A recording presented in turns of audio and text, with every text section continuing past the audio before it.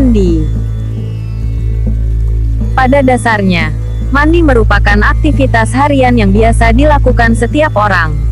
Tetapi sebagaimana dimaklumi bahwa, di dalam Islam persoalan mandi dibagi menjadi 3. Masing-masing ketiga bagian itu, memiliki implikasi hukum yang berbeda-beda. Ketiga bagian mandi tersebut, dapat diurai sebagai berikut. Pertama, mandi wajib. Mandi dalam jenis ini harus dilakukan apabila terdapat dalam diri seseorang penyebab-penyebab yang mewajibkan ia harus mandi. Kedua, mandi sunnah. Adapun mandi demikian ini, apabila terdapat dalam diri seseorang penyebab-penyebab yang mensunahkan ia mandi. Ketiga, mandi mubah. Sedangkan mandi semacam ini, apabila tidak terdapat dalam diri seseorang penyebab-penyebab yang mewajibkan atau yang mensunahkan.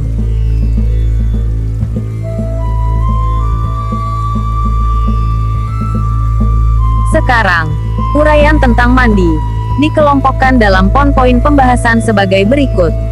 Pertama, pengertian mandi.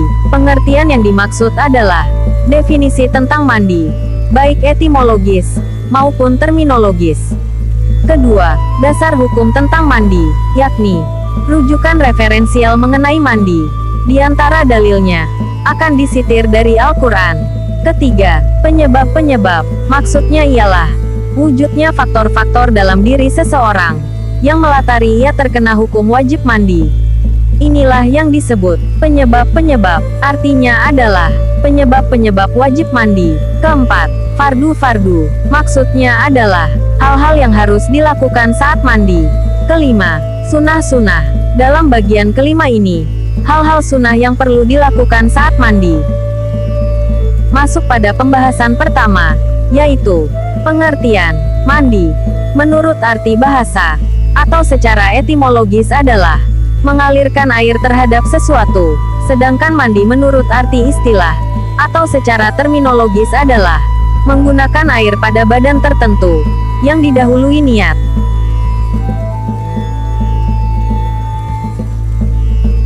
Masuk pada pembahasan berikutnya, yaitu dasar hukum. Dalil yang dijadikan dasar mengenai persoalan mandi dalam Islam, antara lain firman Allah Subhanahu wa Ta'ala, A'udzu billahi minasy syaithanir rajim. Bismillahirrahmanirrahim. Wa in kuntum junuban fattahharu. Artinya, dan jika kamu junub, maka mandilah. Al-Quran, Surah Maidah, ayat 6. Dari ayat ini, bisa dipahami bahwa seseorang akan terkena kewajiban mandi jika salah satu dari penyebab wajib mandi telah ada pada diri orang tersebut. Di sini faktor penyebabnya adalah berupa junub.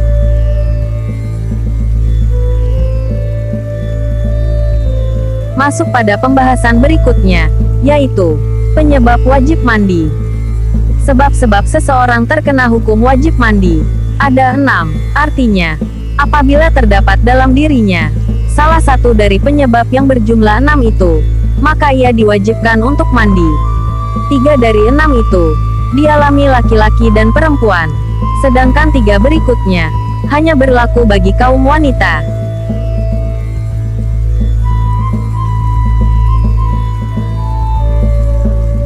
Poin-poin 6 tersebut dapat diuraikan secara global sebagai berikut.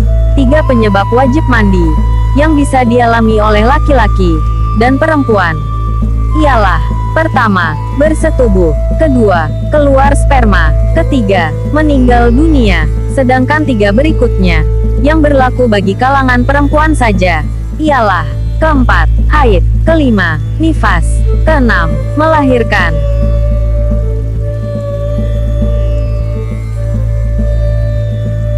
Penyebab wajib mandi bagi laki-laki dan perempuan.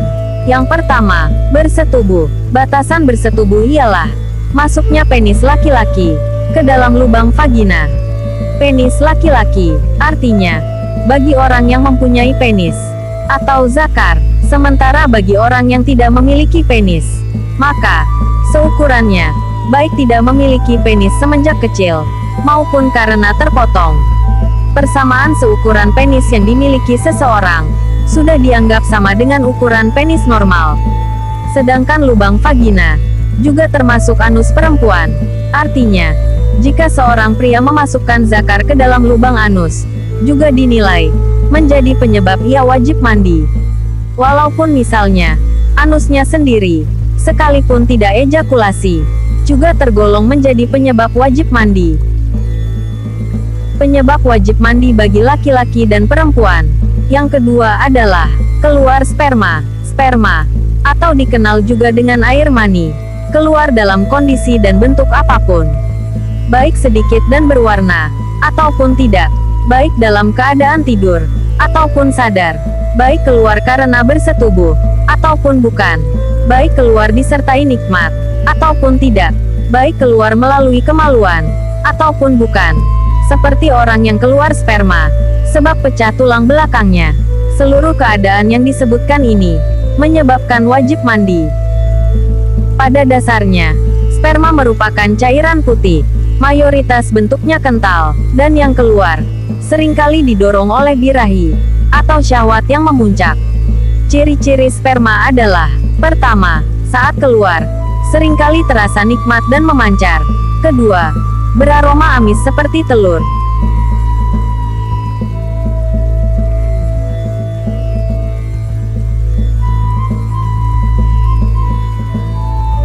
Penyebab wajib mandi bagi laki-laki dan perempuan. Yang ketiga adalah meninggal dunia. Dalam Islam, setiap orang yang mati wajib dimandikan. Tetapi, terdapat beberapa kategori kematian yang tidak harus dimandikan, yaitu: pertama, mati syahid; kedua, orang kafir; ketiga, bayi prematur. Inilah bentuk-bentuk kematian yang tidak memiliki dampak hukum, wajib dimandikan. Orang mati yang tidak wajib dimandikan adalah: pertama, orang mati dalam peperangan atau mati syahid. Orang yang gugur dalam kancah pertempuran dalam menegakkan agama Allah Subhanahu wa Ta'ala merupakan orang yang digolongkan sebagai orang mati syahid. Keutamaan orang yang meninggal dunia karena membela agama Allah sangat besar. Sebab, membela agama Allah sampai berdarah-darah, bahkan rela meregang nyawa, meninggalkan harta, istri tercinta, anak-anak tersayang, tidak mungkin dilakukan kecuali oleh orang-orang yang mempunyai keyakinan kuat.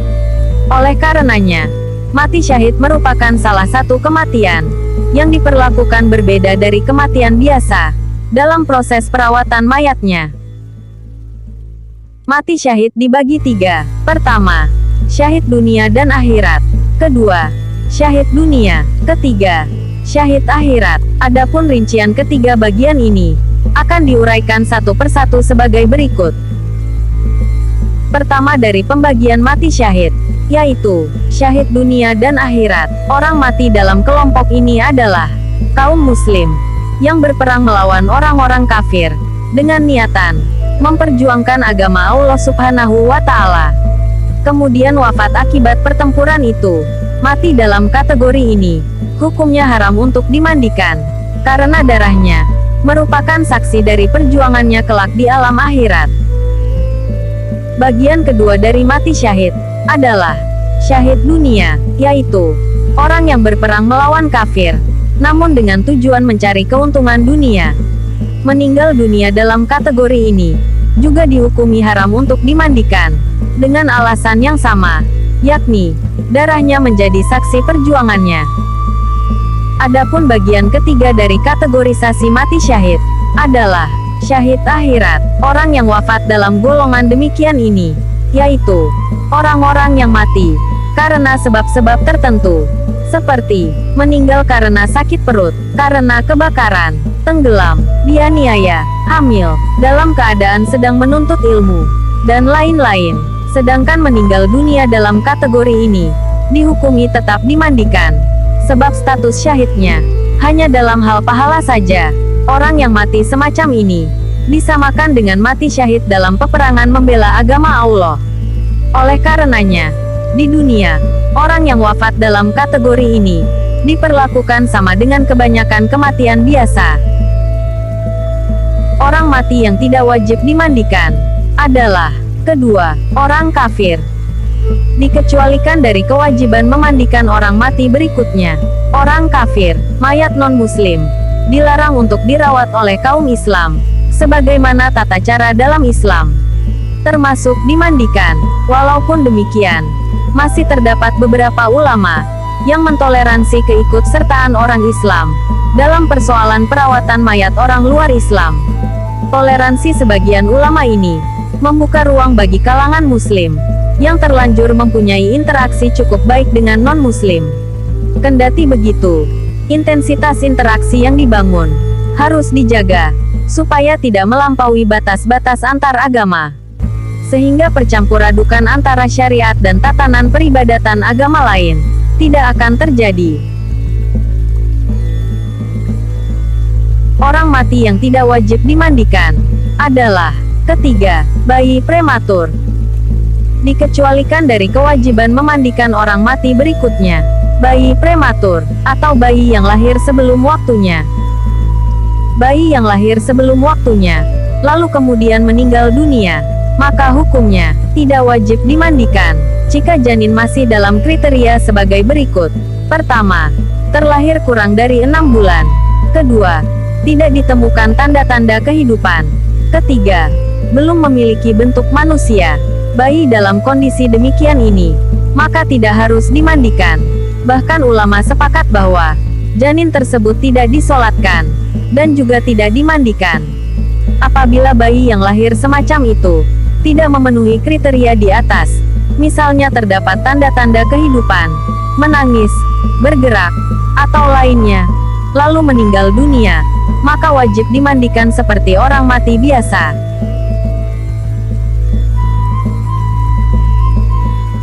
Sekarang, masuk pada pembahasan yang berkenaan dengan penyebab-penyebab wajib mandi.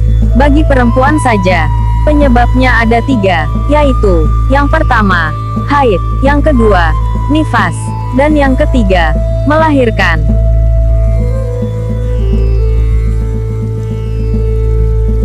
Selanjutnya, penyebab wajib mandi yang hanya berlaku bagi perempuan. 1. Haid. Haid, atau dalam istilah lain disebut menstruasi, biasanya pertama kali dialami seorang anak perempuan pada kisaran usia 10-15 tahun. Haid atau menstruasi menjadi tanda bahwa seorang gadis telah memasuki masa remaja atau usia dewasa. Apabila haid pertama terlambat atau tak kunjung datang setelah memasuki lingkaran umur-umur tersebut, bisa saja disebabkan oleh kondisi atau masalah kesehatan tertentu. Yang jelas, ketika seorang perempuan mengalami haid atau menstruasi, maka seusainya diwajibkan baginya untuk mandi.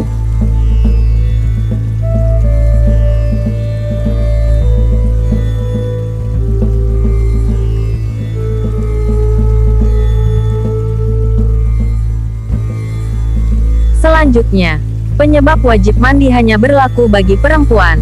Yang ketiga, adalah melahirkan. Melahirkan, atau di dalam fikih, juga diistilahkan dengan wiladah. Terlepas keluar darah nifas, sedikit atau banyak, melahirkan itu sendiri merupakan hal yang mewajibkan perempuan untuk mandi. Seorang perempuan diperbolehkan melakukan mandi karena melahirkan, bersamaan dengan selesainya nifas.